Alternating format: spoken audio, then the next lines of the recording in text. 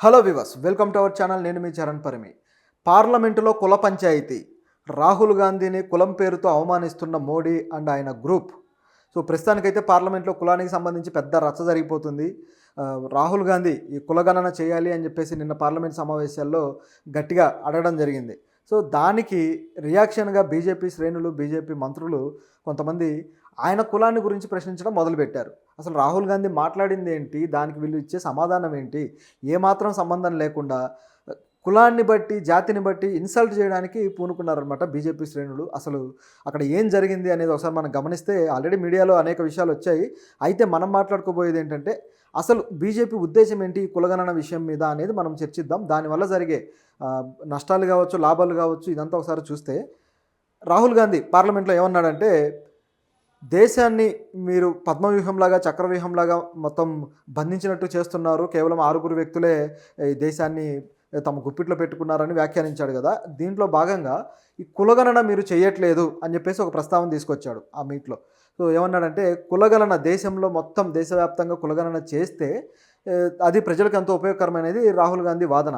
Congress party గత ఎలక్షన్లో కూడా కులగణన అనే నినాదంతో ముందుకొచ్చారు, కానీ బీజేపీ మాత్రం దాన్ని పట్టించుకోలేదు. సో ఇది ఈరోజు సంగతి కాదనమాట, ఎన్నో ఏళ్ళుగా జరుగుతున్న చర్చ. సో ఇలా కులగణన అనేది చర్చకు వచ్చింది. నిజానికి అసలు కులగణన ఎందుకు చేయాలి, దానివల్ల ఏంటి అనే ప్రశ్న కూడా కొందరికి ఉంది. కులగణన చేయడం వల్ల ఏంటంటే అసలు దేశంలో ఈ అన్ని రకాల కులాలు, అగ్రవర్ణాలు, దళితులు, అలాగే గిరిజనులు, అనేక తెగలు, ఇట్లా రకరకాలుగా ఉన్నారు కాబట్టి బీసీల్లో కూడా పై స్థాయి నుంచి కింద స్థాయి వరకు కూడా ఎన్నో శాఖలుగా ఉన్నారు కాబట్టి ఇవన్నీ ఈ కులగణన చేయడం ద్వారా ఏ కులంలో ఎంత రేషియోలో స్త్రీ పురుష నిష్పత్తి ఉంది, ఎంత రేషియోలో ఎడ్యుకేషన్ ఉంది, అన్ని కులాలు సమాంతరంగా ఎడ్యుకేషన్లో వెళ్తున్న పరిస్థితి అయితే లేదు. సో అది కూడా తేలుతుంది. అట్లాగే ఏ కులంలో అభివృద్ధి అంటే ఆర్థిక అభివృద్ధి ఏ కులాల్లో ఎక్కువగా ఉంది, ఏ కులాలకు ఎక్కువగా భూములు ఉన్నాయి, అలాగే ఏ కులాలకు ఉద్యోగ అవకాశాలు అందుకొని మంచి పొజిషన్లో ఉన్నారు, ఏ కులాలు అందుకోలేక కునారిల్లిపోతున్నారు. ఈ విధంగా ప్రతి కులానికి సంబంధించి కూడా ఒక మంచి డేటా ఉంటుంది. అలాగే కొన్ని సంచార జాతులు అయితే అసలు ఆ కులాలు మనుగోల్లో ఉన్నాయో లేవో తెలియని పరిస్థితి కూడా ఉంది. సో ఇలాంటివన్నీ కూడా లెక్కించడం వల్ల ఏ కులాలు ముందుకు వెళ్తున్నాయి, ఏ కులాలు వెనకబడిపోతున్నాయి అనేది ఒక అంచనా వస్తుందన్నమాట. దీనివల్ల అవకాశాలను ఇంకా ఏ విధంగా బెటర్ చేయాలని కొత్తగా పథకాలు చేసే ఛాన్స్ ఉంది. అలాగే ఉద్యోగాలు ఏ రేషియోలో ఎక్కడ పెంచాలి అనే ఛాన్స్ ఉంటుంది. ఇదంతా కూడా ఒక సిస్టమేటిక్గా జరగాల్సిన పని, దేశంలో అభివృద్ధికి సంబంధించిన పని. అయితే బీజేపీ దీనికి గతం నుంచి కూడా మోకాళ్ళడ్డేస్తూ వస్తుంది. దీనికి ఒప్పుకోవడానికి అయితే రెడీగా లేదు. ఎందుకు బీజేపీ రెడీ కాలేదు అని ఆలోచిస్తే, బీజేపీ ఎప్పుడైతే కులగణన చేస్తుందో, కులగణన చేసిన తర్వాత మొత్తం ఏ కులంలో ఉద్యోగాలు లేకుండా ఉన్నాయి, అలాగే దేశంలో ఎన్ని ఉద్యోగాలు కోల్పోయి ఉన్నారు అనేది బయటకు వచ్చేస్తుంది. సో నిరుద్యోగం అనేది దేశంలో ఏ స్థాయిలో ప్రబలిందో క్లియర్గా తెలిసిపోతుంది. దాంతోపాటు స్త్రీల విషయంలో కూడా నిష్పత్తి ఎందుకు తక్కువగా ఉంది అనేది తెలిసిపోతుంది. అలాగే ఆరోగ్యాలకు సంబంధించి కూడా ఇలాంటివన్నీ కూడా తెలిసిపోవడం వల్ల వాళ్ళ పరిపాలనలో ఉన్న డొల్లతనం బయటపడే అవకాశం ఉంది. దానికోసమే కులగణన చేయడానికి రెడీగా లేరు. ఇది బీజేపీ వాదన. అయితే బీజేపీ మేము చెయ్యము అని చెప్పట్లేదు, కానీ చేయడానికి రెడీగా లేరనే విషయం వాళ్ళు ఇప్పుడు రాహుల్ గాంధీని విమర్శించే పద్ధతి కానీ, రాహుల్ గాంధీ మీద వీళ్ళు కులం గురించి దూషించే పద్ధతి కానీ దీన్ని బట్టి అర్థమవుతుంది. బీజేపీ చేసే రాజకీయమే మత రాజకీయం, అలాగే కుల రాజకీయం. ఎక్కడ ఏ అవకాశం ఉంటే ఆ అవకాశాన్ని ఉపయోగించుకుంటారు. దేశమంతా కూడా కులాల వారీగా విడిపోయి ఉన్న సమయంలోనే బీజేపీ మతాన్ని ఒక ఎజెండాగా తీసుకొని రావడం వల్ల వాళ్ళకు జరిగిన మేలు ఏంటంటే అందరూ కూడా ఒక మతం గొడుగు కిందకు చేరే పరిస్థితి ఏర్పడి ఈ కులాలు వాళ్ళకి ఒక మతం ఐడియాలజీ ప్రకారం ఓట్లేసి వాళ్ళని గెలిపించుకున్న పరిస్థితి ఉంది.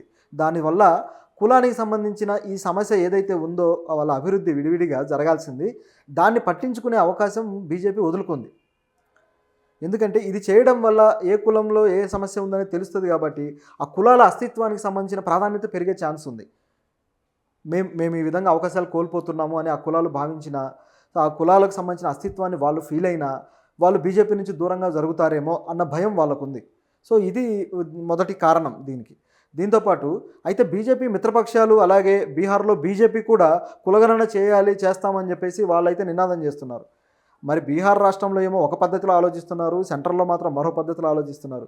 సో బీజేపీ ఎప్పుడు కూడా డబుల్ ఇంజిన్ సర్కార్ అంటారు, కానీ డబుల్ ఇంజిన్ ఐడియాలజీ ఉండదు. రెండు వేరు ఐడియాలజీ, రెండు వేరు ఇంజిన్ల పద్ధతే ఉంటుంది వాళ్ళది. సో ఇది ఇక్కడ జరిగే పరిస్థితి. సో ఈ విధంగా రాహుల్ గాంధీ కులానికి సంబంధించిన విషయాలు మాట్లాడితే, అంటే కులగణన చేయాలి అని చెప్పి, దానికి పార్లమెంట్లో కేంద్ర మంత్రి అనురాగ్ ఠాకూర్ ఈయన ఏమన్నాడంటే, అసలు కులాన్ని గురించి, తమ కులాన్ని గురించి తెలియని వాళ్ళే కులగణన గురించి మాట్లాడతారు అన్నాడు. ఇది ఆశ్చర్యకరమైన విషయం. అసలు పార్లమెంటు లాంటి ఒక ప్రతిష్టాత్మకమైన మన దేశానికి, ప్రజాస్వామ్యానికి చిహ్నంగా ఉన్న అలాంటి వేదిక మీద ఒక వ్యక్తి కులాన్ని గురించి ఇన్సల్ట్ చేయాల్సిన అవసరం ఎందుకొస్తుంది? అసలు కులం అనే ప్రస్తావనే అనవసరం సమాజంలో. కాకపోతే ప్రజల అభివృద్ధికి అదొక ప్రామాణికంగా తీసుకొని చేయాల్సిన పరిస్థితి ఉంది కాబట్టి మన సమాజంలో దానికోసం కులగణన చేయాలి అన్నాడు. మరి దాని గురించి మాట్లాడకుండా కులగణన చేస్తామా? లేకపోతే చెయ్యమా? లేకపోతే ఏంటనే సొల్యూషన్ చెప్పకుండా రాహుల్ గాంధీకి తన కులం తెలియదు కాబట్టి ఆయన కులాన్ని గురించి మాట్లాడుతున్నాడు, కులగణన చేయమంటున్నాడు అంట. ఆయన కులాన్ని గురించి అసలు ఎందుకు? ఇప్పుడు పార్లమెంట్లో ఆయన కులాన్ని గురించి ఎవరు మాట్లాడాలి? ఆయన అఫిడవిట్లో మెన్షన్ చేసే ఉంటారు కదా, మరి పోయి చూసుకోవచ్చు కదా.